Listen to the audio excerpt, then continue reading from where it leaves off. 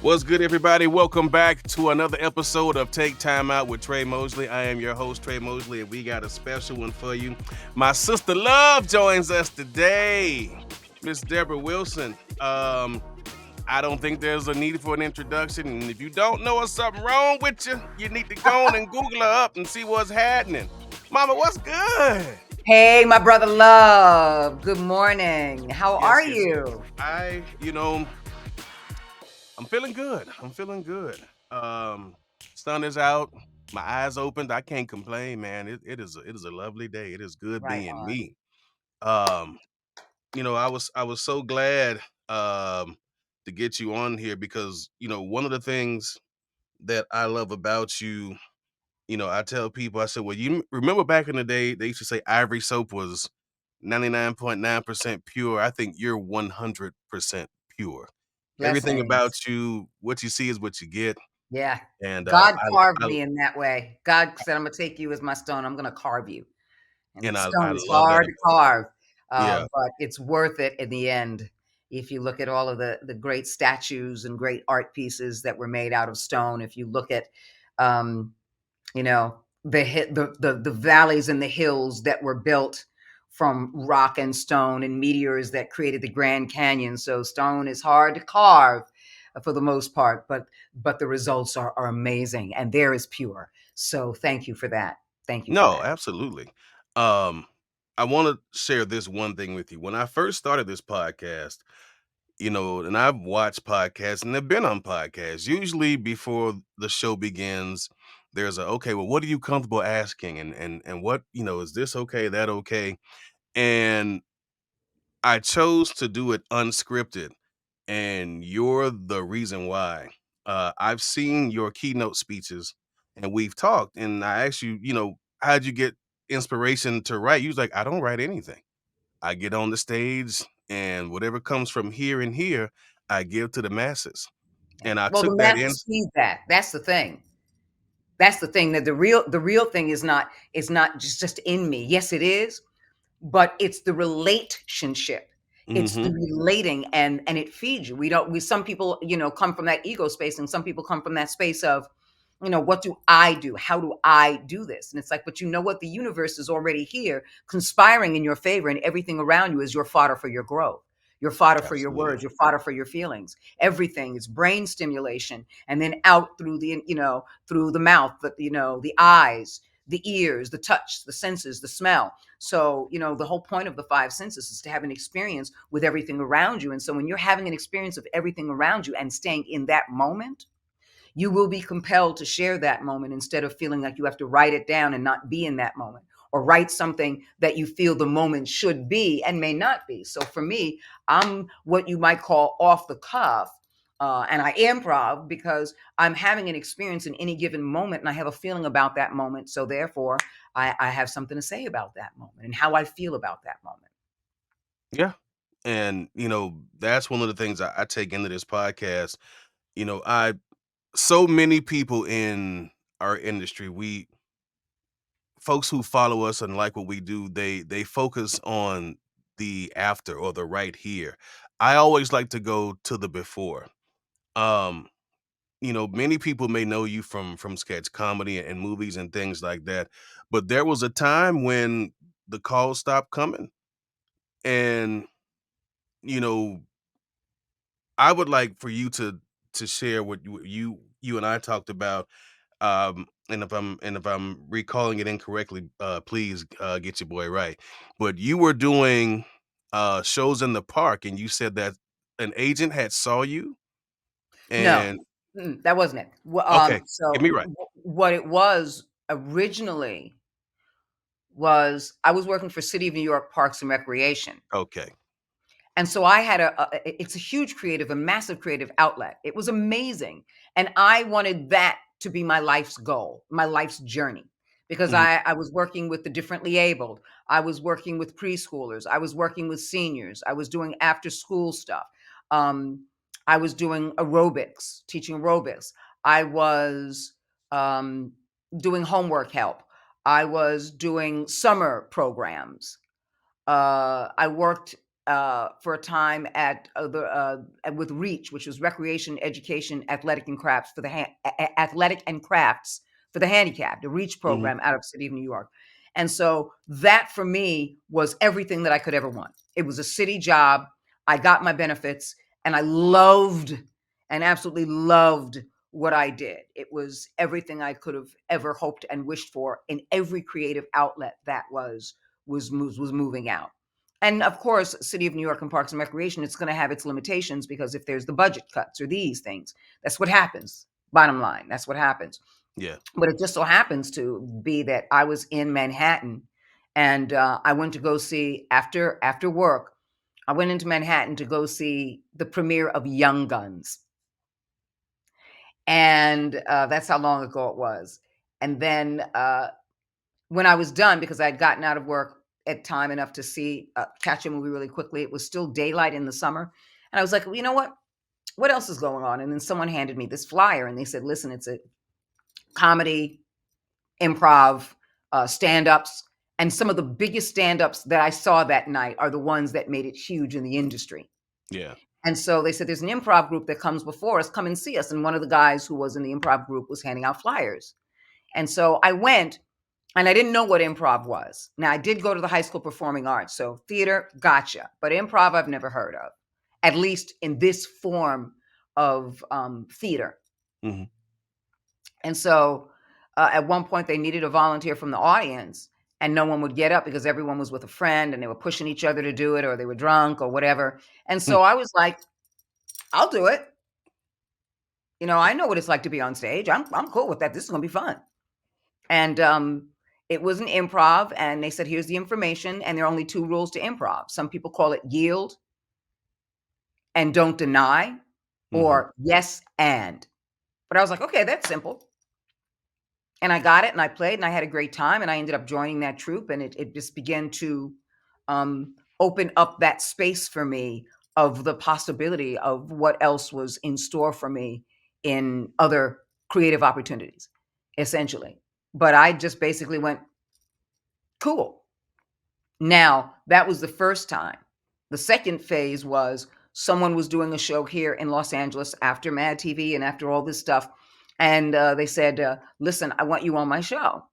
And I said, absolutely. And it was a live show, and it was based on a game show from the 50s called What's Mhm. My Line. Basically, you're talking to someone, you're blindfolded, and people who are celebrities come on, and you're blindfolded, and they can disguise their voice if they want, and you ask yes or no questions until the panel of four people discuss and figure out who it is. So each person goes down the line asking questions, and there are a certain amount of questions amongst you. And Mhm. once all those questions are over, you have to kind of surmise who that might be. Sometimes you'll hear the audience reaction and you'll go, oh, this is someone very well known. And so you ask your yes or no questions. And again, they can disguise their voices. And they write their name on a board while we have our blindfolds on. And then the audience goes nuts because they see who it is and they write their name on the board. So at one point, they once that person is gone, we take off our blindfolds. There's a chat with the host about what's going on, what they're Mhm. here to promote as well. They from the back of the stage, they pull up the board so it looks like uh, they pull up the piece of paper that it was written on, or the cardboard that it was written on, and it's in a frame in the front, but the cardboard's in the back. So they pull up the cardboard while the frame is there, and it looks like it just disappears. And I've been doing this thing for years, that when something makes me really happy, I do this baby laugh. And so it made me happy because it looked like a magic trick. And in that moment, I was a baby looking at a magic trick like peekaboo. Mhm. And I did this laughter. And in the audience was the host. His name is J. Keith Van Stratton. J. Keith Van Stratton's agent was in the audience, but it wasn't just his agent. One of the founding members of the agency Wow. was there. CESD. It was Paul Yeah. Doherty. Mm. And Paul Okay. Doherty said, who's she? That's funny. I wonder what else she can do with her voice. J. Keith Van Stratton said, my agency wants to chat with you. And at that point, I was like, I don't care. I don't, okay. For me, it was just about the joy, because it's Mhm. almost like when your parents, when you could do a trick or you can sing a song a certain way, or you did something funny and your parents push you out in front of friends and Yeah. say, okay, do that thing, do that thing. For me, it Mhm. was it was that memory, because I didn't hold on to the possibility of what it could be, because that's a trap. Yeah. And I'd already been in that trap, because at that point I was losing my home. My marriage was falling apart. I wasn't working. So Mhm. I had nothing to lose except my joy, and that I refused to give up. Alright. So any creative outlet was never money. It was getting back into that space before I was even in an industry that required me to be things in order to make money and have auditions and have agents and have managers. It was way before that barter system, that Sure. industry barter system. And so I went back to that space, and I've held that space ever since. And so I went in and I just sat at the table with all of the agents. Every single one of them was present. And I was like, okay, check this out, check this. Before they even got a word out, I did my baby again. I was like, okay, wait. And they had him laughing. Okay, okay. Dog barking in the distance, dog barking in the distance. And then just all these fun things that I used to do with people. As soon as I had you laughing, I was like, okay, I'm not done. I got to keep that laugh going, because this is just so much fun. Yeah. And then finally, once it calmed down, they were able to, to talk to me about things. And one of the things I remember saying, because now my spiritual and personal philosophy, after having those things being taken away and being gone, God was like, I'm taking these away. I am molding you and sculpting you. You are hard as rock, and I'm going to carve you into something beautiful and powerful, and the strength that you have will draw things. And so the philosophy and the spirituality which came to the forefront, and still is, was enjoy the moment, stay in the moment, breathe the moment. There is no consequence in the moment. Everything Mhm. else is a consequence once you go beyond that. Out of that moment, where's this going to take me? Do they want me? Do they need me? And they're going to have, I haven't heard back. Let me call what's going on? Do you know anything? Can I hear anything? J Keith, what's going on? Stay in the moment, because every moment has another moment and has another moment. Before you know it, you're living in the present. And the gift is, every The pun present. intended, the present. And so Absolutely. I just did that. And I never asked for anything and wanted, because, when you got nothing to lose, what can you lose when you have nothing else to lose, as far as you're That's true. concerned? And so it was just staying in the present. And so that day, that very day, they put me in the booth, because my philosophy is, how can I serve the process? How can I serve what's going on here? Because if I make it about me, then it's, how do I manipulate it so I can keep making the revenue, keep being popular, keep having things, keep being seen, keep growing fans. You feel me? Yeah. And so for me, it was never about, how do I become rich and famous? It was with Mad TV. It's like, okay, this is happening. What else can I do? How can I keep this going? How do I generate all this stuff? Let me talk to my agents, my representative. What else can we do to, okay, what is all of that? And I went, mm-mm. God humbled me in such a way that he honored me. In humbling me, I became a chosen child by choice to go, I'm listening to you and no one else. Because Do there you are other feel liars out there and it's an industry thing. So Mhm. I'm going to be guided by your will, Right. my choices, but your will and your will alone. And so I joined CESD, and my philosophy was, how do I serve this process? Because at the end of the day, it's not going to just be about my voice. I have to make sure that I make you proud for everything you represent me on, so that they go back to you and say, we're glad you brought us this person. We're glad we brought us this person, as opposed to, how do I make my voice work? Because a lot of people get stuck in agencies going, I'm not, something's not clicking for me here. And they switch agents, and they don't realize, no matter where you go, there you are. Yeah. And so for me, it was, how do I serve your process? How do I serve you? Because it felt good to know that people were satisfied. It's like making them a great meal. Yeah, you did Mhm. all the cooking, but how good does it feel that everyone that you're looking at enjoyed it, is Right. satisfied, and at the same time makes them glad, that they go, I'm glad we brought her in. She's family now. And that's what I wanted to do. And ever since that philosophy, things have steam rolled, regardless of what's going on in the industry, regardless of what's going on in the world. I've steamrolled and continuing to steamroll to this day. And the older I get, the stronger the awareness, the love, the stronger of living in the moment, and the more powerful the work is, because I continue to develop a powerful work philosophy where my voice is last, not first. And you said that often, that you put your voice last and not first, and I think people don't really understand, what that means. Talk about that a little bit more about putting the voice last and what it means to you. So many people from so many different walks of life, they see voiceover. And now with the technology, now with the awareness, now with YouTube, and now with social media sites, everybody can do something. People can blog, people can have YouTube channels. You can have a channel. Before, channels used to be only major television, ABC, CBS, NBC, and then eventually Fox. Right. So now people are creating their own channels, their own networks of things. And so everyone out there has a tendency to believe, I can do that. I can do that. And you can, absolutely. But the place that they're coming from, not everybody, but a majority of people are coming from fandom. Let me hang on. Let me make sure this is off. Pardon me.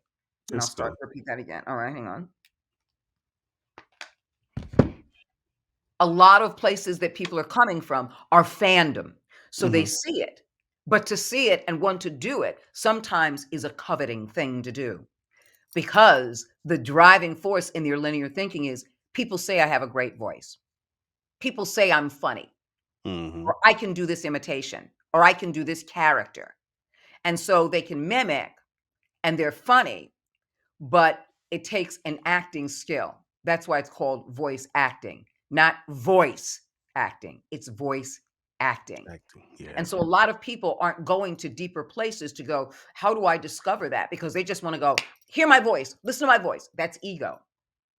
Mm, And for me, to have longevity in an industry that's still changing with AI, and to still navigate that and still have longevity, is to be able to create connections that are outside of the voice, is to be able to tell the stories that were created, written, thought of 4, 5, 6 years ago before you were even a name or a blip on their radar. It's deciding to tell the stories, none which is greater than your own story, and using your emotions and your feelings. Never becoming a character, because that's one dimension. You can't become a one dimensional thing. However, you can have these one dimensional writings and these one dimensional beings and these one dimensional sentient life forms come into you, and you get a chance to tell their story through your heart, your mind, your emotions. And when you're willing to do that first, your voice print will finally find its way. So do that work. Don't put your voice first, because you can have a great voice, but if it doesn't fit this project, or this project, who cares how great your voice is? It doesn't match this project. But when you're doing the work about the project itself, you're going to find a symbiosis to the mhm. project, and your voice finds its way. Your voice print finds its way. So put your voice last, and then when you do the project, your voice is now first, because your process is intimate, but it's Mhm. also grounded in telling a story. Because at the end of the day, if there were no voiceovers, I'd still be a storyteller. If there were no video games, I'd still be a storyteller. If there were no narrative jobs or documentaries, I'd still be a storyteller, because that is something from early humankind. Why? Because stories are important to tell. They help build civilizations. Yeah. They help build personal, cultural groups, tribes. They help tell us cautionary tales. They help us remember our ancestors. So storytelling is what I'm here for. Voiceover just happened to be created in the 19th and 20th centuries to do it. Amen and amen.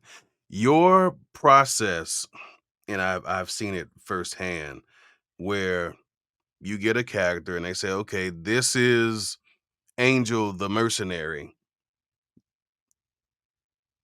I've seen where you will create a whole world and backstory for that character. act it out, and then give the performance. And I don't know many people in this industry that do that. I think it's a phenomenal thing, and I took a class with you, and I remember that, and you brought something out of me, and I'm like, I never thought to do that. And since then, I've taken that philosophy when I get auditions for characters, be it video games or animation. I try to give it a backstory. Something Dave Fenoy told me. He said characters do not walk around with scripts. In their world, they are living being things, and they don't know that somebody on a computer wrote these lines for them, and you have to honor that character. Um, is that something you've always felt that you brought, like, you know what, let me look at this character and create this world? So say for example, you're in a session and the booth director, wants it done a certain way. If you tell them, well, look, this is how I envision it, like, how do you bring your input to the session that maybe turns a light bulb on for them and then go, okay, I see what you're doing. Well, then let's do it do it your way. And no, it's always the director's way. It's always the I never tell a booth director what to do, ever. If they say they want this, why? Because for that, my ego gets involved. Ego always checked at the door. And I'll tell you why. Because I don't know the larger parameters. Maybe they have someone coming in right after me. Maybe the person, who's coming in after that, is on a time thing. Or the person who came in before me was running late. Or he or she, booth director wise, is not having a great day, or they want to move through this Hmm. because they have another session in another part of town and they want to work as efficiently, and they have been, before I even came in, working on with the engineer how to move through this quickly and get everything technically ready for me to come in, because it's like, okay, here's what I want. So that's why I said, when again, my philosophy back with CESD initially is, how do I serve your process? Because everyone has a different process, and when you get a chance to serve everybody's process, they want to bring you back, Hmm. because it's like, me and my process. So when I remember somebody in their process, all right, I don't give up myself. I don't give up my creativity. Nothing gets sacrificed in what I do, because I am here for transmutation. I am here for evolution. I am here for revolution. And with all of those things, I am transmuting, transforming, and defying the space that I'm in, so that I can give you what you want and never lose what I need to do it. I So like if you give me an application and say, all right, Deb, here's an example. And I go, okay, here's what I do. simple as that. It's simple as that. So if somebody says, come in, all right, Deb, listen, I'm running late in this session, and here's the character, and here are the specs, and here's what we're looking for. Okay. Okay, so she's from here, and blah blah blah blah blah blah blah blah blah blah blah. Okay, okay. So and I'll ask the game devs or the writers who are also in the session, usually on Zoom. All right, tell me a little bit more. Okay, so now they're filling me in with their story, as opposed to me creating this backstory. Hmm. Me taking the time to do that. Now it's their time that they're spending, and of course they're going to take their time. You feel me? Hmm. As opposed to an actor coming in, a voice actor coming in, and I don't even call myself that. As opposed to someone coming in and going, all right, well, tell me more. Okay, well, let me create this. And all right, I'm going, okay, what if, they don't have time for that. And if you read the room, you'll know how to deliver exactly what they need and not compromise one iota of your creative space.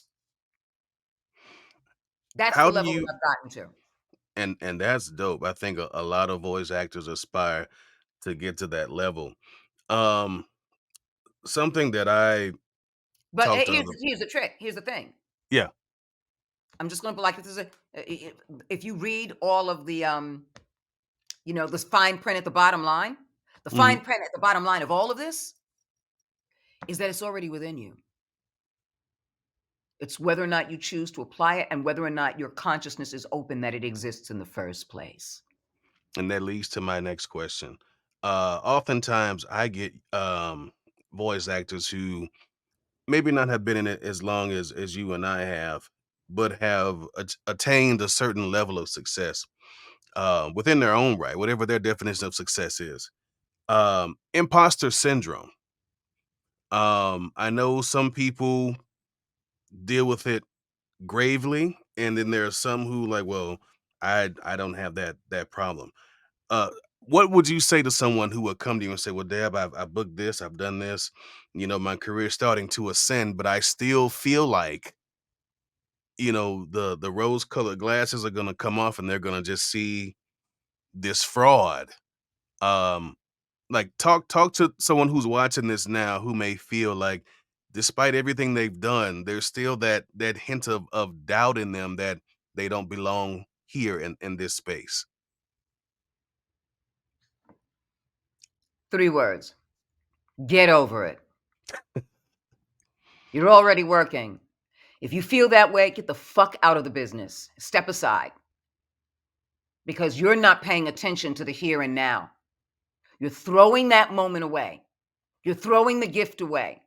You're throwing the opportunity that exists within you away. Stop it. It's bullshit.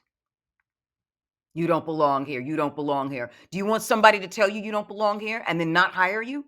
How would you feel Mm, then? You'd be combative. You'd be hurt. You'd have this emotional reaction. Why do you have those reactions? Because it's a response to knowing a truth in you that you won't fucking get over and accept, which is that you belong. The moment shit doesn't happen, you're going to wonder why. And the mm. answer is because you already knew the truth about you. You just refuse to accept it. Get over it. Get over it and stop it. Because what you have to do now is say, fuck the work. Let me go back to my pain. Let me go back to the stuff like that. When you do that, suffering that is a choice. You are choosing that. Don't Mm. tell me about your past that you can't get over it. You obviously did enough to have a career. You obviously did enough to work. You obviously did on that path. So to turn around and walk backwards in your consciousness is a choice. Stop choosing it. You think it's more complex because of everything you've gone through. There are a lot of people who go through stuff. I've gone through a lot of stuff, a lot of pain, a lot of sorrow, a lot of sadness, a lot of suffering, physical, sexual, mental, emotional, psychological. Been there and done that. Is it ever going to leave me? No. But can I use it when I'm creating things that are powerful and visceral to me? Can I tell that story with that much more authenticity? Yes. Why? Because I put it in my luggage and I travel wherever I go because I can pull it out and benefit the thing that I'm doing. But the one thing I don't do is leave my fucking baggage with me. I Take it take my with you. luggage with me and leave my fucking baggage behind. You'll benefit yourself if you do the same. I love All you, right. but you'll benefit yourself if you do the same. Take your luggage with you, which means everything that you can use to get to the places that work for you. And people go, when I close my eyes, I don't just hear you, I feel you. I feel myself. See, that's what we want to achieve. I don't want to just hear you and feel what you're going through or feel this character. I want to see myself in that. I want to feel myself. Why do you think people want to be in this business? Because of other people they've seen and heard and the way it makes them feel. Yeah. The ultimate truth is how it makes you feel. So imagine doing the same when someone else goes, I feel that for me. Oh, I feel that truth. When that character went through that, it's like you actually went through it. And I remember going through something like that and feeling that way. People want to hear themselves in what you do. And if you use that as a continued goal, you will find the most honest make and measure of who you are to do that, including your pain, because all of it is fodder. Mm. The only point of the bullshit that you've ever been through is because you're strong enough to make the choice to be minerals and turn it into fertilizer and grow something else. So put that in your luggage and leave your fucking baggage behind. Amen and amen. You touched on something that is kind of a hot button topic nowadays, and that's the emergence of AI. I know it's one of those things. As a performer, and not just in voiceover, but as a performer and as a storyteller and as someone who is real. We're real. We're tangible, and yet here's this technology coming in that lacks emotion, even though they're trying their best to computed into code It and won't work development. that way. How do you feel the future of voiceover and performance, I don't period? know because I'm staying in the now. It's too much. It's too heady. It's too much for me. I know when something's too much for me. I know when something is too overwhelming for me to deal with. I'm not running from it. I'm just not gonna get my head in there. Why? Because there's so many different directions you can go. Right now, SAG-AFTRA is trying to ratify a contract that brings billions of revenue in for their performers. However, AI is still a slippery slope. So you also have the controversy of people within the industry and the people that are SAG-AFTRA members going, no, don't ratify this because there's so much gray matter. There'll always be gray matter. You know why? Because voiceover is life, life is voiceover. Everything is art, art imitating life, and light imitating art. Everything. So the complexities that you can't control, you're trying to control, and that's where the frustration comes in. Do this better. Make sure this. What can we make sure? I can make sure I put on my clothes and walk my dog. I cannot make sure that I won't get hit by a car. Facts. So I do the best in the moment that I have. That is overwhelming for me. And I know when it's overwhelming. I know when I don't want to get in the battle. Everyone's like, no, if you're a SAG-AFTRA member, you should. No, no. You're asking me to get into a battle that I don't want to be in because you don't want to look at me as an individual. You want to look at a group consortium and then put yourself in. How does that make you feel? Do you feel any better? Do you Hmm. feel more hopeful? Do you feel like it's going to work? With all the things that are emerging in the AI technology on every level of humanity itself, and we've been seeing it burgeoning, do you honestly think we'll have that much control over it? And now you're going, all right, well, we don't have control over that. Let's go to the studios and we're going to make you do this. We're going to make you do this. We're going to tell you we want this. We want this. Great. So then keep having that battle until you get everything you think you want, if you think you can get it. What happens in the meantime of the now? I know you're fighting and forging for the future. I get it. And I have these things that I've been looking at online where SAG-AFTRA members are saying, here's why I think it shouldn't be ratified. And I listen. I absolutely do. But at the end of the day, people, you have to make your own decision as a group member and as an individual. Don't forget, every group is made up of hundreds of thousands of individuals. Individuals. That's right. And how does AI affect you? Is it affecting you because someone else told you what could happen? The possibility that can happen? What might happen, would happen, could happen, may happen, possibly happen? And at that point, how do you fend? How do you fend something that is still conceptual Mm. and hasn't taken money out of your pocket in the now? Right. Oh, I can get cancer. Okay, well, you can. Do you live for the now? Do you do your research? What do you do? Individual choices, individual choices. Do you make group choices and group decisions? Do you listen to both sides and then go, let me make a decision or no decision at all? Whatever it is, we all come to this planet to be individual. I don't care if you are identical twins. Neither of you are born at the same time. There's always one older than the other. Why? Because still, even in birth and philosophically, we all come into the world one at a time. Therefore, we are individuals. And so it's making that individual decision. So everyone wants to discuss AI and I don't. I don't. And some people are like, but it's so important. So right, I get that it is, but you're asking me to make it important for me and not looking at my own individuality and not respecting that space that I hold. I Very true. can't bank on a future that doesn't exist. And that's why when I was having all of these things that I felt were taken away from me in life, all I thought about was, how do I get it back? Not growing as a person. How do I have a husband again? Not thinking of love. How do I keep my home? Not wondering how to move on. None of those things. And when I let it all go, I mean, I let it all go. I opened my doors and I had 2,138 square feet, 3-bedroom, 3-bathroom, 3-floor with a garden roof. And I said, take it. All of these things that I have in here, all of this material stuff that I filled up, they don't really represent who I am. This material stuff doesn't represent me. I don't want to hold Mhm. on and I don't want to barter and I don't want to ask people, well, how much you think it's worth? Well, I'm not going to haggle. If you like it, take it. People were telling strangers. People were telling people who knew people. And they were like, "Can I have that?" "Yep, take it. This Mm. doesn't define me." And I don't want to hold on umbilically cord on a spiritual level to something that doesn't define me.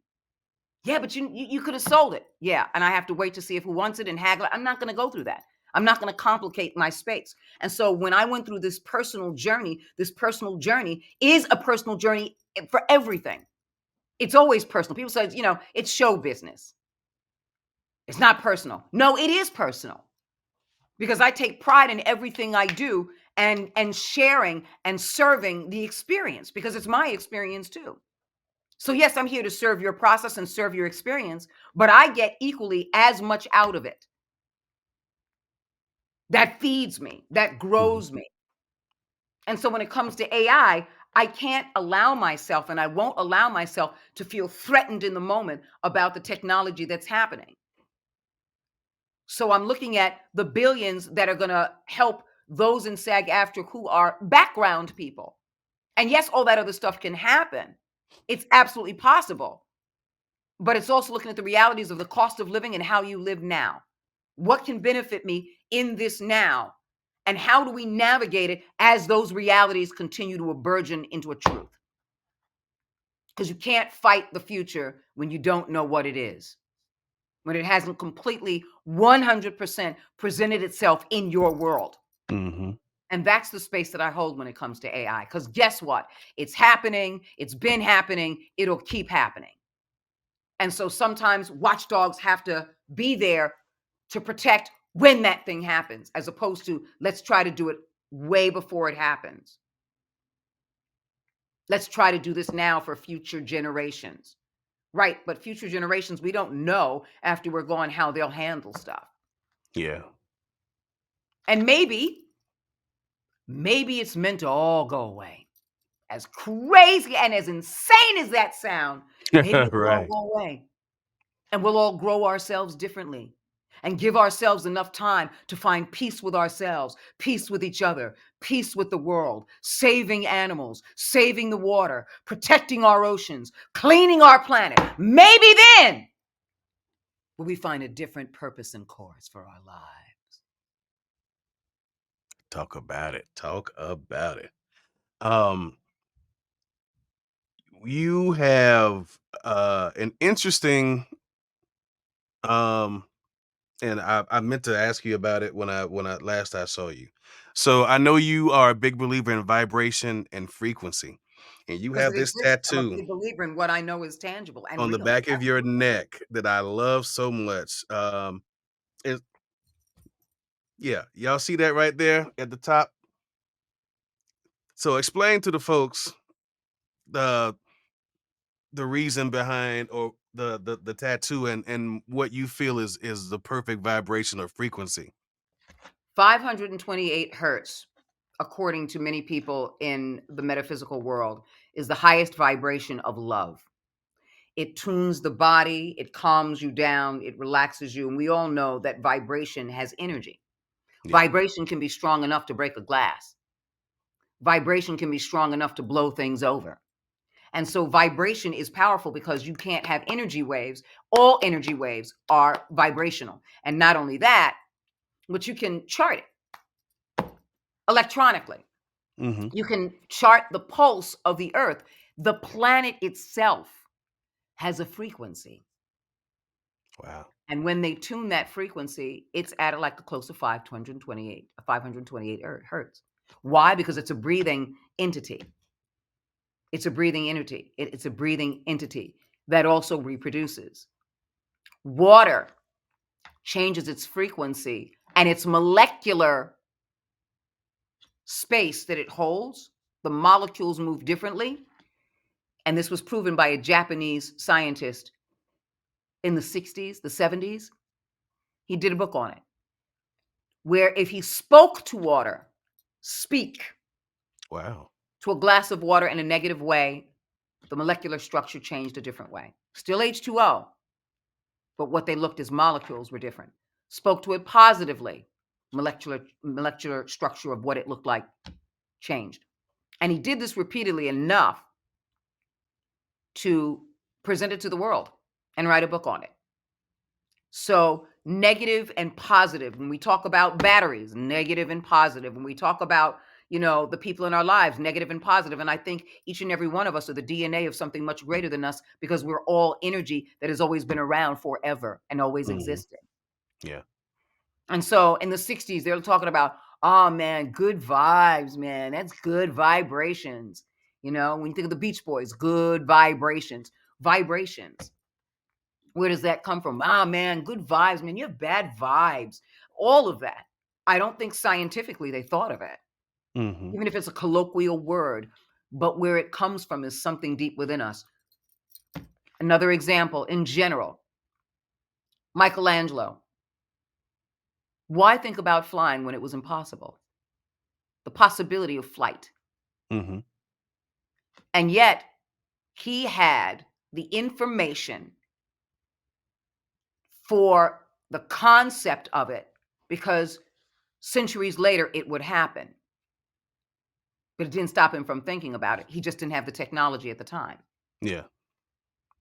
The resources were there, but not discovered enough to put them together for that century that he lived in. Right. And so I think we all have knowledge.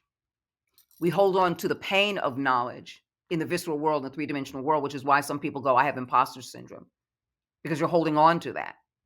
But that's transmutational. The eternal truth is the power and the beauty that you are. And we're not here to figure out if that's the case. We're here to uncover that truth that is us. And so vibrations, 528 hertz, is a high vibration of love. It's a high frequency. Government experimented with frequency. Mm. Papers and papers and papers that you can find online from the United States government using frequency on people, on human beings during the Cold War.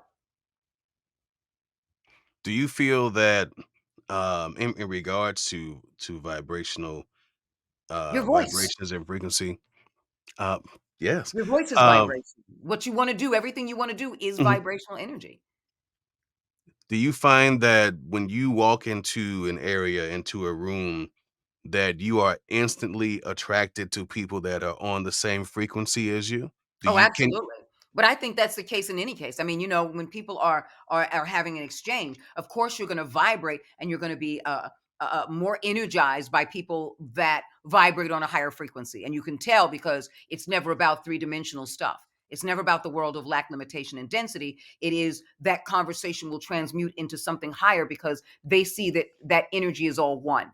Everyone talks about in Christianity, being all one with the world, one with the planet, and with Buddhism, you're being one with this and one with that, and meditation helps you be one with the one. All of that is because it is a truth. Mhm. It's more than a philosophy, and on top of that, as a faith, and for me, an unwavering one, I am a reflection of all of things that are sentient. I am a reflection of all of life. I'm a sentient being that is a connection to all people. So if I don't like somebody, there's something about myself that needs to grow. And maybe I'm not aware of that moment Mhm. of that growth. Maybe it's in the past, maybe it will be in the future. But why do I vibrate with certain people and why do I not? I've had people in my life that I've known for years and we never really vibrated with them. I care about them, I love them, but I knew that eventually, years, however long it would take, they would disappear from my life. And I would allow that to happen because Wow. I knew that our paths and what we're meant to do are are separate. Our vibrations are meant to go out into the world because we serve a higher purpose in the world when our vibrations and our frequencies move differently and all over the place. Do you take that energy, um I know you say you've taken experiences that you've had in the past and into your performances. Um, Every experience. how much Absolutely. energy do you feel? And I've heard athletes say, I left it all on the floor, meaning they just expended themselves till they had nothing less. Do you put that in every single performance that you do, or do you feel like, you know what, I could have given this more? I don't feel like like you say, you speak of service. Have you ever felt like, you know what, I didn't give that character enough service let me go back and give something else, or do you leave it all on the floor as well? I leave it all on the floor. Ever since really moving into that spiritual space of that, which was about 2012. So it's gone 11 years. Ever since 11 years, for the past 11 years. I look at it and go like, okay, I'm giving everything. And not only that, but I can't gauge just me because then it would just be my ego. Yeah. Sometimes you have to completely surrender your ego, leave it at the door, check it at the door, and allow people to say, we got everything we need. I love it. But I'll never leave without you having more than you need. I'll never Mhm. leave with a room without you having more than you need. I just got finished working on something for ESPN, and it was a really lovely deal with them. Um, and I said, okay, all right, Matt. And they gave me permission because every time a vibration came up, it's like, I'm feeling this. Can I go through this feeling and put it in these? Okay, I'm feeling this. May I? And they indulged me. But with Mhm. their permission, Yeah. they indulged me. And then at the end, I say, is there anything else you'd like to hear? Is there any ideas and concepts and wants and wishes and tweaks or anything? Nothing is ever trivial enough Mhm. so that they don't have to come back to me other than tech stuff and go, listen, we need to re-record this because of this. So yes, because these are somebody else's stories and I want to do them justice. I'm here to represent your story. You're trusting me, Mhm. and I cannot take away that trust. I refuse to be half-assed. So yes, in those terms, I leave it on the floor. But here's the thing: I'm never exhausted from it. I'm invigorated. So an athlete, yes, because you've expended a lot of energy, you're now beholden to your muscles and your heart Right. and your lungs and your liver and your legs and your spine, your breathing, your everything. You're beholden to everything in your body. For me, I become energized because I'm not beholden the same way an athlete is to be able to go, I'm so satisfied to give you everything that you wanted and allow myself at the same time to use my emotions and my experiences to take this journey. Mhm. Because at the end of the day, I don't want to hear, at the end of the day, I always go, nobody wants to hear you, but they do want to feel it. They want to feel their story. You don't need to hear me. You need to feel your story. And I said, if you hear me and only me, then I didn't do this justice as far as I'm concerned. Mm. Because I want you to hear your story and I want you to go, that's why I connect to you because there's something about me in this. And they'll trust you every single time. And what do you feel makes a great storyteller? Because we know a lot of Your people. own life. What other Yeah. story is better than your own truth? Yeah. You know what makes a great storyteller? Your own life and telling stories. Hmm. What story can be greater than your own? Because you've lived it, your flesh and blood. And it's your equipment to tell every story that ever existed. Someone goes, well, I'm not a doctor. Right. But do you know what it's like to be compassionate, frustrated, tired, relentless in a pursuit to help, Mhm. wanting for somebody, the agony of defeat when you've lost them? Do you know what it's like to lose somebody in your life? Do you know what it's like to not want to see them die and do everything you can for them and not feel helpless? Then you can play a doctor. See, that's why I say we're all one, and that doesn't come from a voiceover or career or industry thing. That comes from life. That Yeah. comes from my relationship with God, because that's the truth and the foundation of everything. So if that's the truth and the foundation of anything and everything, I can move through this entire planet and go, this space I want to hold, and this space I can hold, and this space I can hold, and this space I can hold, as opposed to nope, it's all for voiceover. If someone says, Deborah, pray with me, I can't go, well, I do voiceover, but I don't want to use my voice that way. No, I want to hold all of those spaces. Why? Because at the same time that I'm holding all of those spaces, I can go in and tell the story of humanity Yeah. because I'm living it. And I don't care if it's a sentient tree or if it's a bug the moment it speaks, the moment it speaks, Mhm. it's human. And you're the human to come in and be possessed by that. I never become a character. People say, oh, I become this character. I'm like, I never like like I never become a character. The character becomes me because they're one dimensional. and they live inside me because without them, without me, they Mhm. have no voice. They have no emotions. Their emotions have been written for them, but they haven't been lived. And that's why I allow them to possess me so that they can live within me and I can use my emotions to tell their stories. It's for me, it's like possession. Yeah. My body changes, everything about me changes. Sometimes engineers have to come in and move the mic because my body's in a different position or I'm lower or I'm smaller, you know? And so for me, it's like possession. Once you come in, sometimes I've had issues getting out of it. Hmm. In God of War Ragnarok, it took me a good 5 to 10 minutes to get out of it Wow. because I had one day of shooting, and it was a pivotal space Mhm. that I held, and it was an offer. So I go in, and I have one day. I've never worked with anybody before. No rehearsals, no blockings with them. Wow. So I know this being, this Gryla, this grandmother. And I know the space that she holds, and I know the space why and everything. And then I go deep. And it is a painful place for her. And there's a Mm. strength in the pain. So it's finding that, navigating that strength in the pain. And so the young lady who's playing Anger Boda came in, and I told the director I refused to meet her Mm. because after not seeing her for years, I want to see her for the first time. And there a space of resentment that I've been holding. So Yeah. now I'm holding this dark space, for myself. I'm holding this dark, painful space, painful space. And when she comes in, she brings it out. But Nice. she has to have something to bring it out. So I have to hold this dark, painful space. I never met her during the shoot.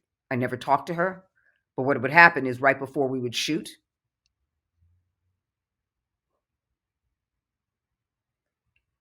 I would walk up to her and look at her, just stare in her eyes. And at first pass, she was like, "What is going on?" Second pass, she's like, "Oh, you're my grandmother. I get this now. You're my grandmother." Third pass, she's looking at me like her granddaughter who goes, Looking at "I care about you." yeah, that's cool. Fourth pass and final pass, because we only did 3 to 4 takes. Yeah. Final pass, I'm now crying while I'm looking at her. Wow. And so we were able to tell our stories without even meeting and knowing each other's names. That's the connection I wanted to create. And she was gracious and kind enough to get it and wanted to Mhm. get it. And it was the stuff between us was powerful. And That's so beautiful. when she finally leaves, one of the lines that I had to say, which is really powerful, and I'm screaming this. I should have killed you as soon as I pulled you out of your fucking mother. Wow. And it can't be a space of just anger Mhm. because human beings holds all of their emotions together. It is love and it is loss, and it is seeing the daughter that I had who was your mother in your face and not being able to cope. Yeah. And so once that cut, the final cut, it was releasing it all because I held that space for so long and it was releasing it all.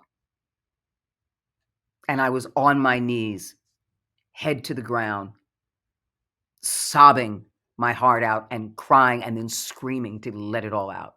Yeah. Primal therapy. I did a game. It was all Japanese. I didn't know what was going on. Director was Japanese, didn't speak any English. He had a translator. I wasn't told anything about it. So when I came in, I went, "What is going on? I don't know anything." I booked this off of an audition that I did on camera at home for this PCAP project. And I don't know anything about it. And I didn't get any information. And when I find out I book it, I just know that I'm supposed to be coming here at this place. Know Mm. nothing else.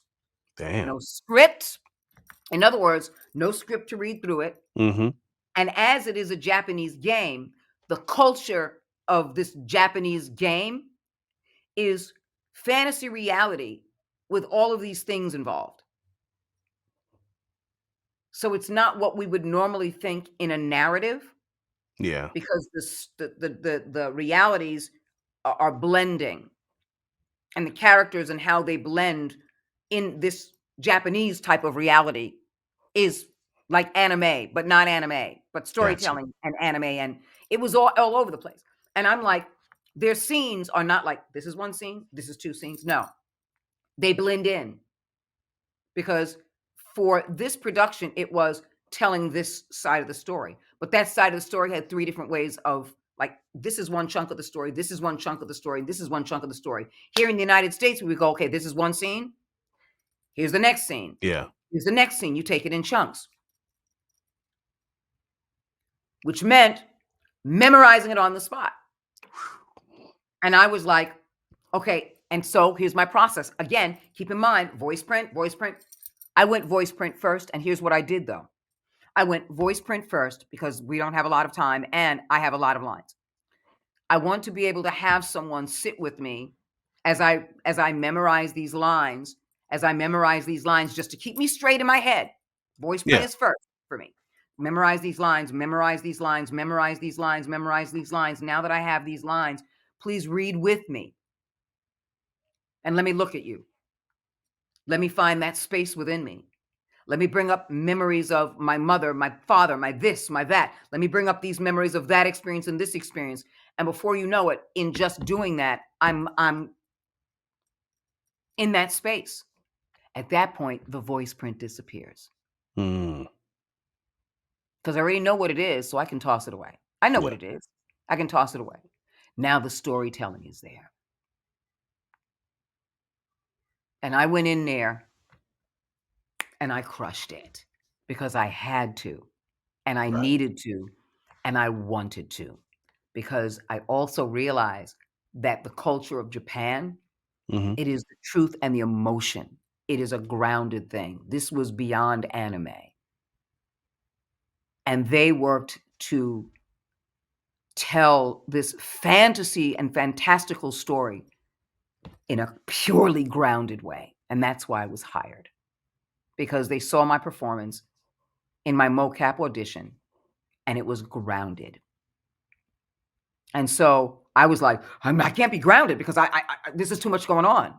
And so I found the voice print Mhm. and then memorized and then put the pages away and asked the person who was memorizing it with me to read with me. And I wasn't reading anymore. I was actually telling them the story. And they could look down at the page if they want. But now I'm involved in the storytelling. Yeah. And to be involved in the storytelling is to go to all those places. And I did. And every boom, boom, every take, boom, gotcha. It took me a second to catch up to the technical things. Like, okay, we want you to stand here and do that because you're going to be holding this. And if you don't have that now, but you got to hold that like that. It was that, other than that, it was just technical. But the performance was on because the technical stuff you can get. Yeah. But there's nothing more frustrating than doing the technical and trying to get lines at the same time. And it's like, why put yourself in that position? Why put yourself in that position? And so that's what I did. That's what I did. And the Japanese director who spoke no English was very grateful. And I wanted to leave people saying, this is why we brought you in. We trusted that in this short period of time, you can do it. And even the game devs that weren't Japanese, and there were people there, or rather on at Sony, who were in the volume and were there as all the tech folks were, for the most part. The tech folks were who were gathering all the information Yeah. from the session and shooting it were American. Because even when I walked in, I knew a lot of them from other stuff, and they were like, Hmm. because every actor was American. Yeah. Every actor was American. So they were like, "Oh." And I was like, production coordinator was American. What's I can't tell you. I said, but I didn't even know he was Japanese. I didn't know this was Japanese. I didn't even know it was Japanese. I didn't know it wasn't Japanese walking in. I didn't even know. Wow. and that the director spoke no English and had a translator, everything. I had no idea, and I never got a script. Never got a Yeah, script. that's incredible. But you do what you gotta do, and you will find that space, because that's why I tell you people, it's all within you. It's just a matter of saying, "How do I work in this thing? How do I transmute that so now I'm adding more to my luggage when I work, technically and creatively, technically and creatively, and how I work." So he said, "Ah, but you don't put your voice first." In this situation, it was important to do that. But at the end of the day, did they get what they needed? Were they happy? Did I accomplish everything? Did I serve their process of storytelling? Mhm. And did I leave satisfied and having cathartic moments of reliving things that have healed me and are continuing to find their healing power and purpose within me? I got more out of it than I may have given. Who knows? Yeah. But I know that I can use it and add it to my luggage while I leave my baggage behind. Well, I'm definitely gonna be packing my bag a little different now after this, I tell you that. So in closing, so the name of the show is Taking Time Out with Trey. That's me. But what I also like to do is for Was it my taking time guests, out with Trey, or is it taking time out with Tre Mosley? Trey Mosley. Okay, thank you. I just wanted you said taking time out with Trey, and I thought it was taking time out with Tre Mosley. Okay. No, well, my point is I Mm. did it that way because I like to get people's story. Like I said, I like to talk about the before versus the after. But now I want to get into, you know, the cameras are off, the mics are off, and you have given all that you have given for that session or sessions, depending on how busy you are during the day or during the week.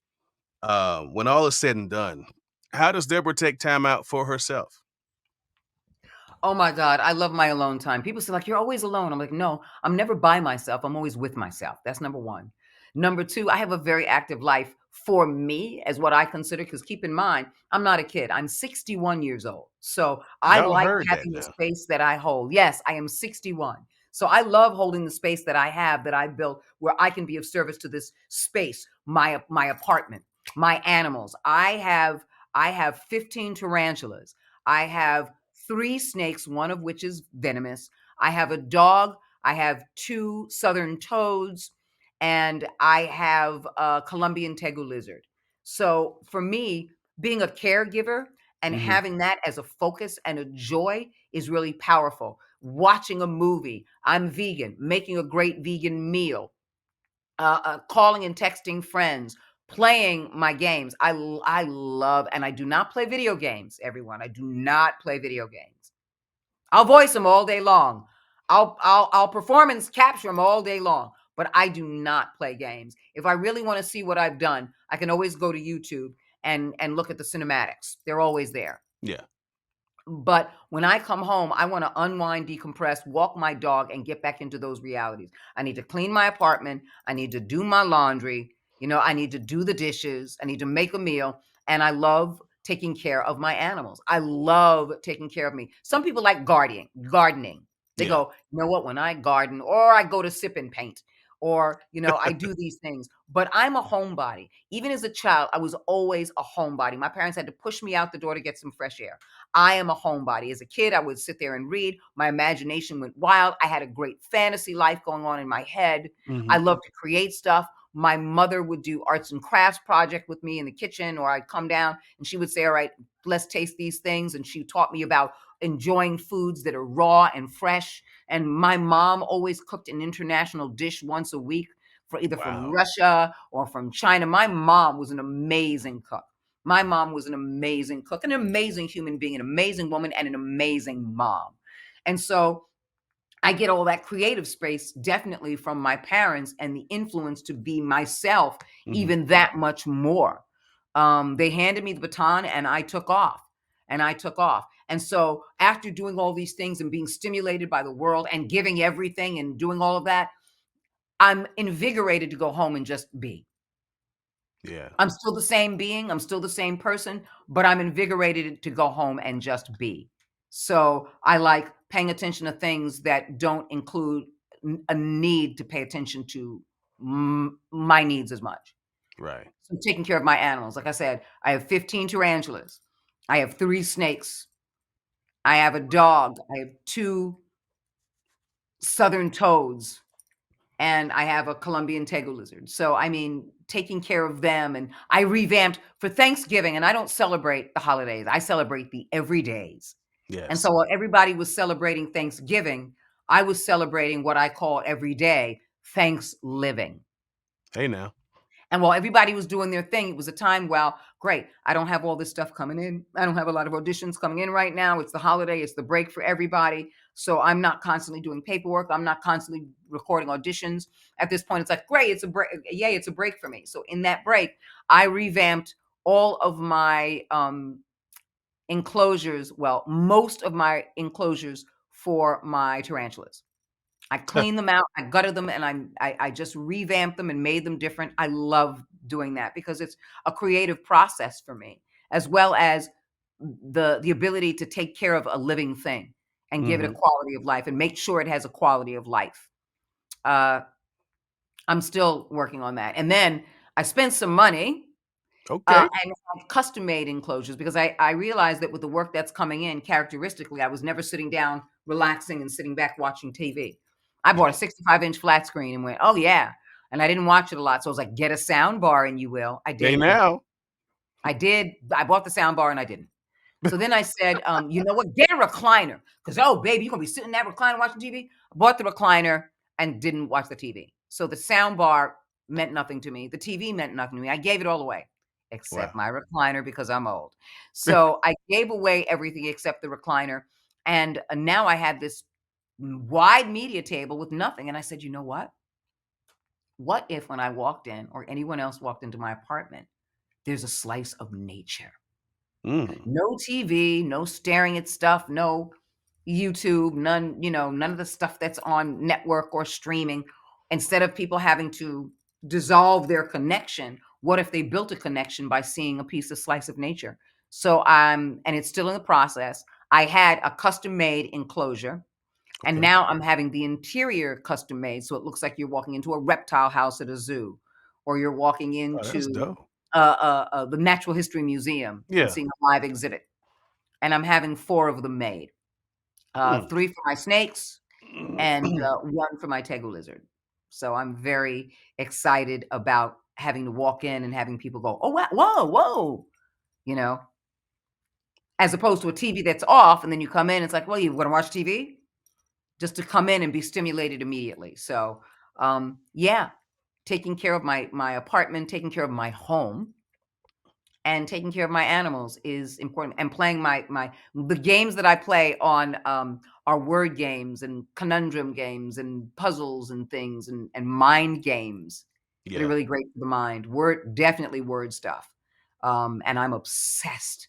I have about 6 or 7 of them, and, there's certain, picture puzzle games that I love putting together. Uh, but yeah, and I sit down with a my nice little cup of tea, play my puzzle games, have a little bit of dessert. Yeah. Yeah, that's me. And the older I get, the more I eat like an elementary school kid. I got this here and this here and this here. I need to get one of those trays where you separate the foods. Yeah. I need to. Those and they're all plastic colors. They're all in, Right. but if I can find them for adult, I would.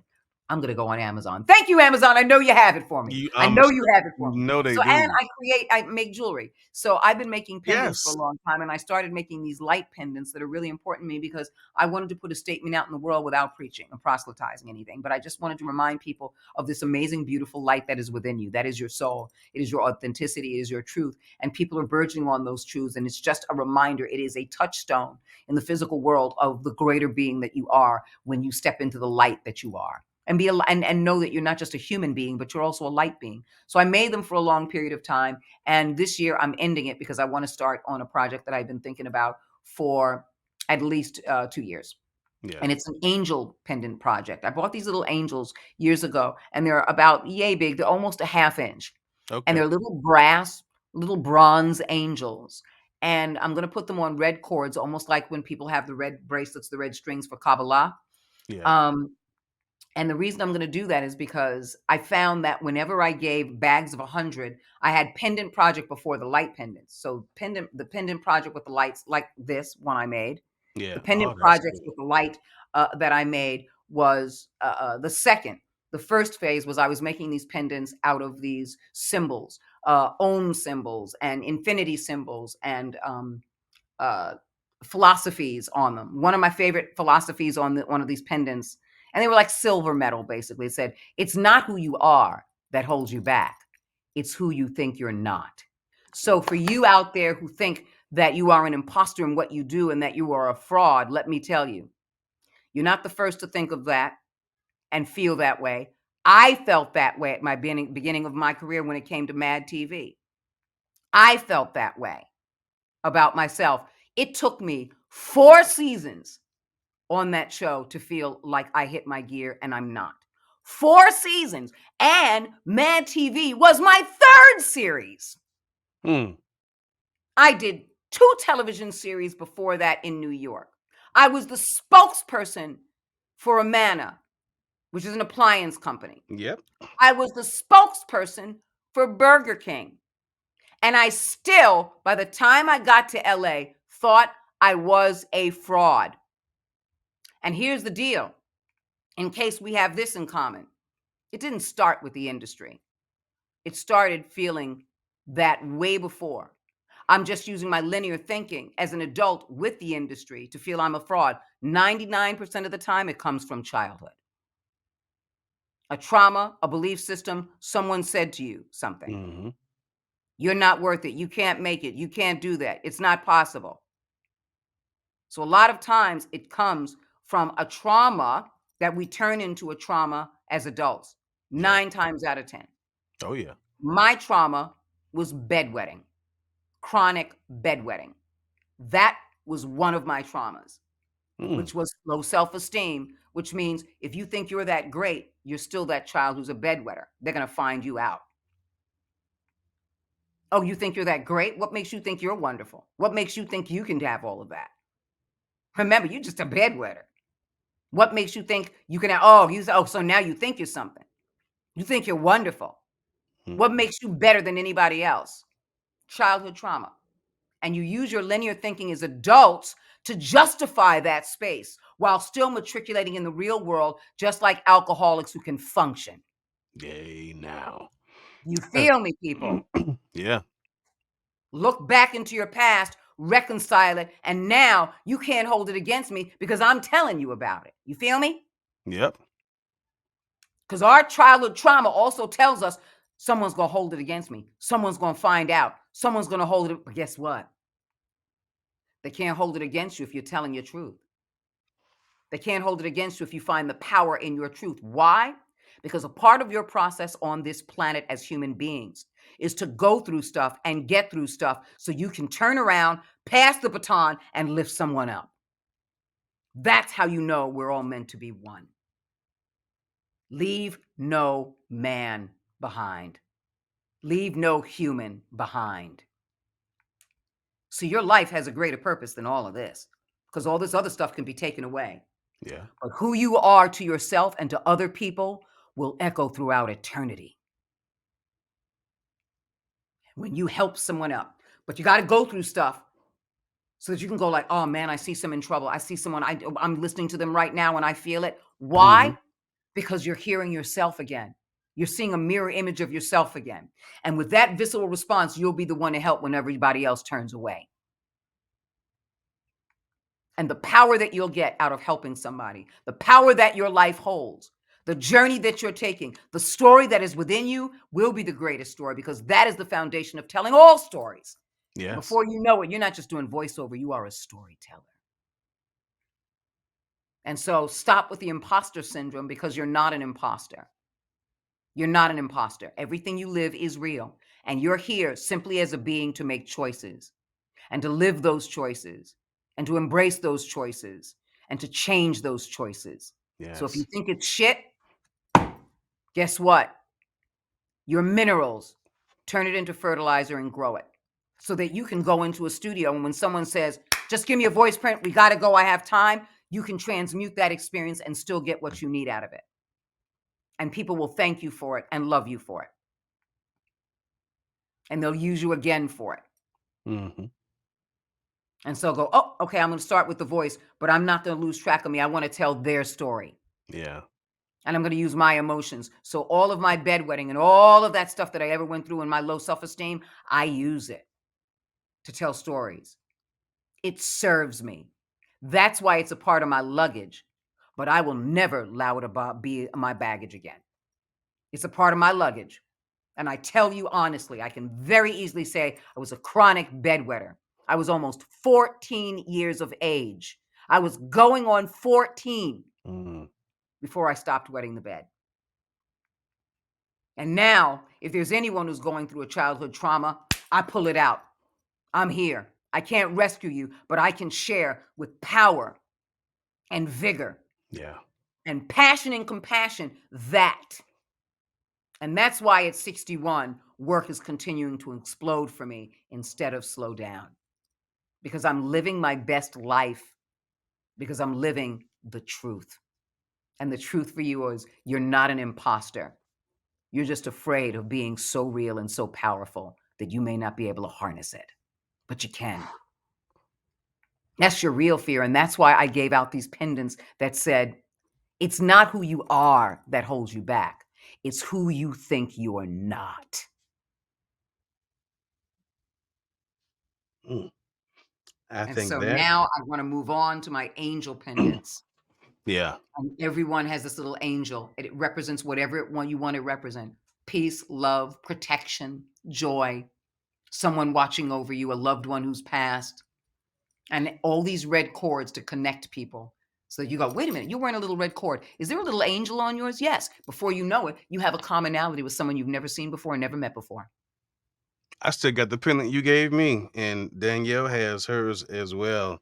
Um, Sometimes when I will go into a session, I'll I'll just pick it up and rub it, trying to get that energy in inside of me and have it infused within me. Um, and I never forgot that. It's just one of these things that, and I can attest.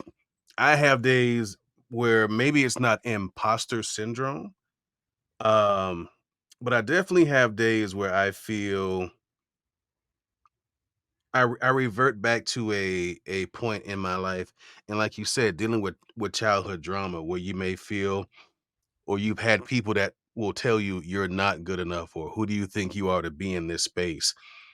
But now I have so many people around me that pour into me and support me and encourage me.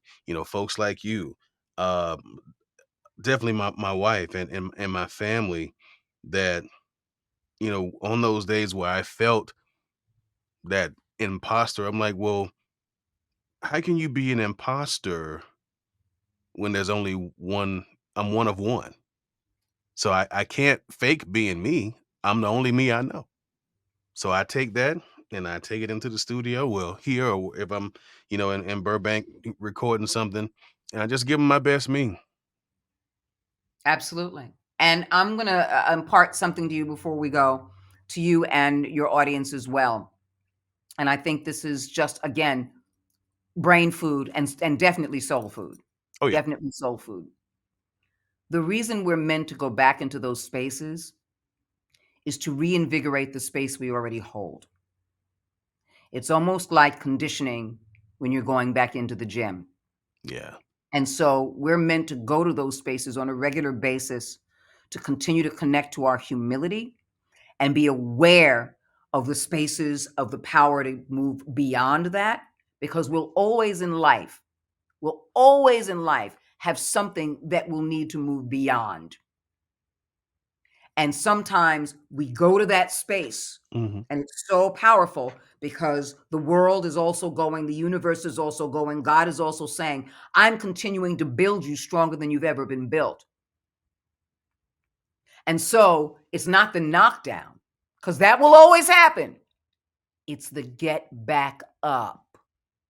So, how can you get back up until you felt life or if an experience has knocked you down? knock you down. Yeah, It's the same way that if someone is playing tennis and they say, well, I'm left handed, and that person keeps lobbing it to your right, You can be disappointed, you can get frustrated, you can get angry because you are technically losing the game.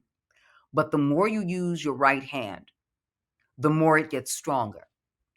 And before you know it, they're serving you to your right. And you are surprised, and they are surprised that you lobbed it right over the net and they missed it. Huh. Because they actually helped train you. You feel me? Yeah.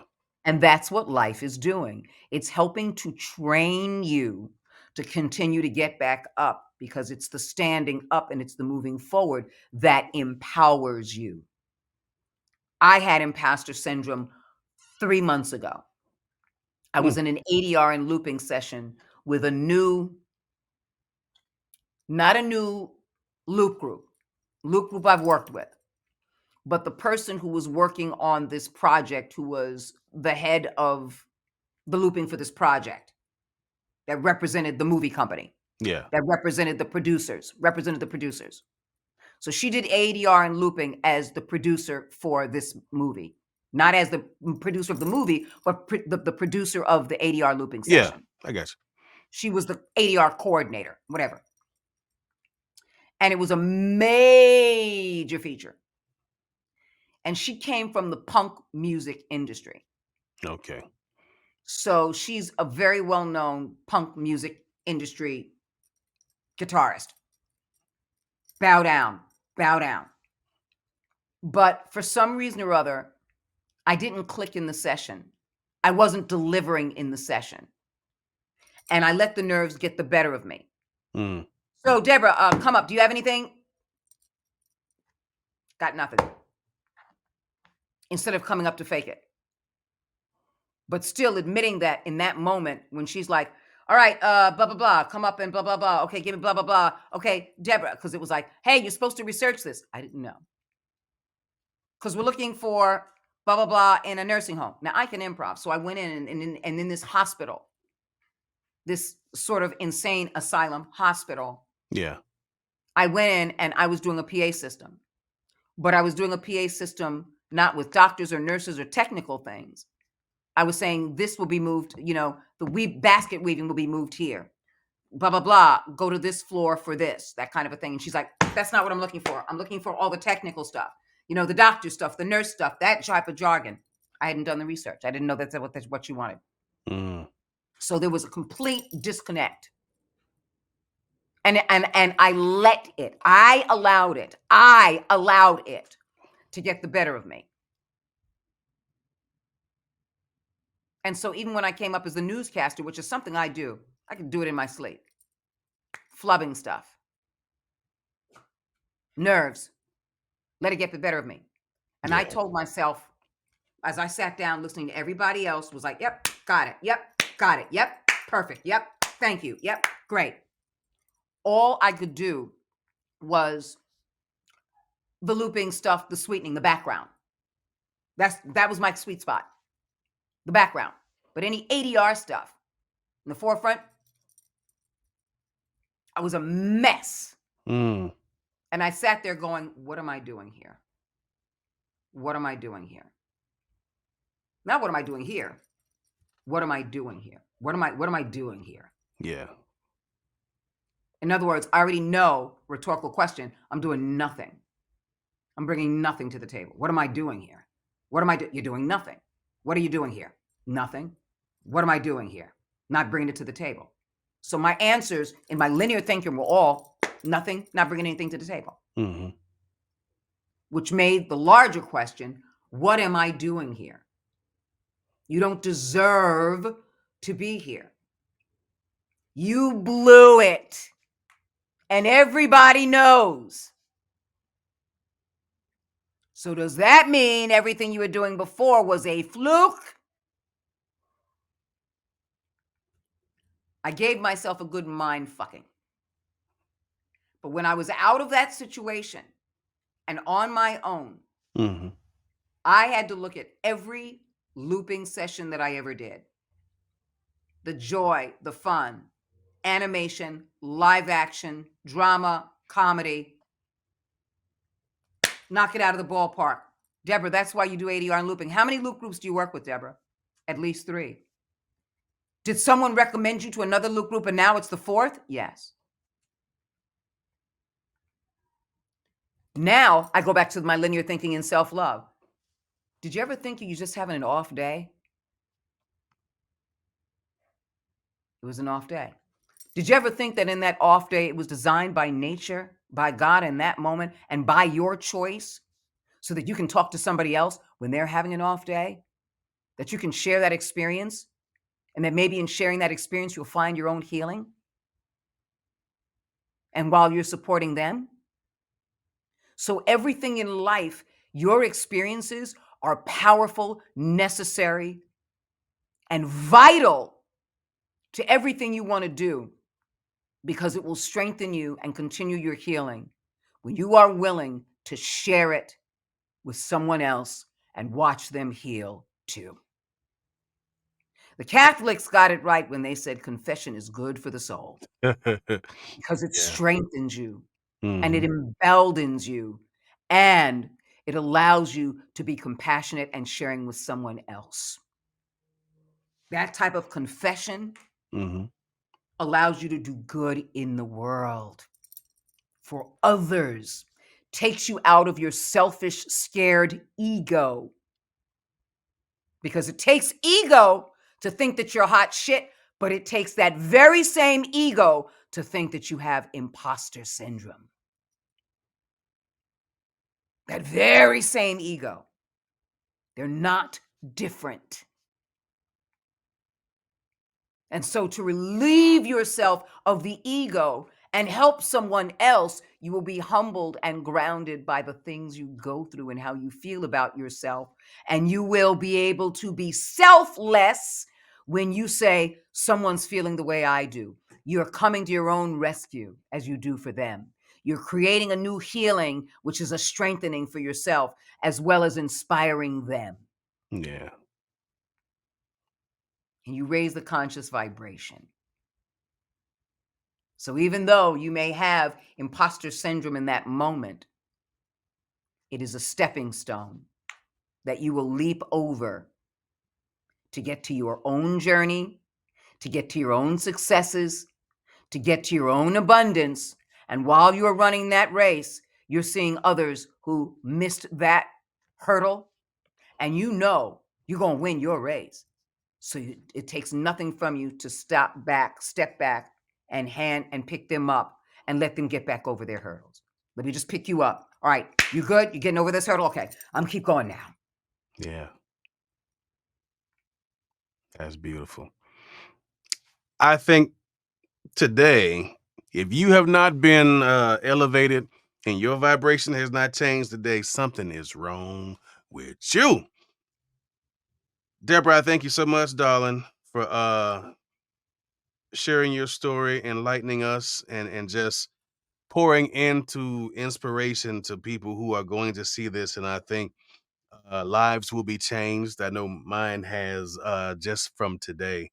Uh, I thank you so much for taking time out uh, with me and with the folks who are watching Yeah. this show. And I would ask you how to reach you on social media, but you ain't got none. None. So, No, but here's what I do. Here's what I tell people now. This one thing I never told people before until this year. I am on Cameo.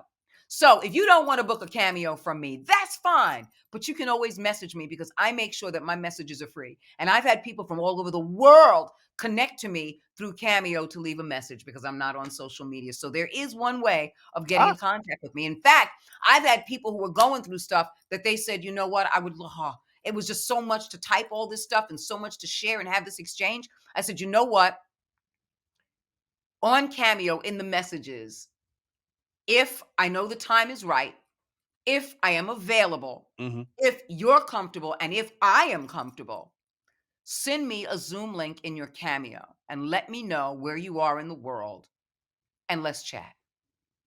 I've beautiful. even done that. Because That's again, it's beautiful. always about these connections. Yeah. Connect to everything. It only feeds into what you do and whatever you choose to do. So it feeds into me, and I choose to be a better human being. It feeds into me doing voiceovers. It feeds into me doing performance capture. It feeds into me to take care of my animals. It feeds into me to make my jewelry for others as I think about the world and how I want to share. It feeds into me on every level. every level. And so if you want to be fed and you want me to be fed by your presence and everything that you want to bring to the table, find me on Cameo. Y'all better go do what she said. I'm telling you. Thank you so much. I And love you. I love you more, baby. You know how this is. This has been Taking Time Out with your boy Tre Mosley and the great Debra Wilson. We will catch y'all on the flip side. Yes, we will. Thanks for listening to the Take Time Out with Tre Mosley podcast, part of the Titan Media Network. You can find us on Spotify, Apple, iHeart, or wherever you get your podcasts. To see the video version of this, you can find us on YouTube on the Take Time Out with Tre Mosley YouTube page. Thanks for listening, or thanks for watching. Either way, we'll see you next time.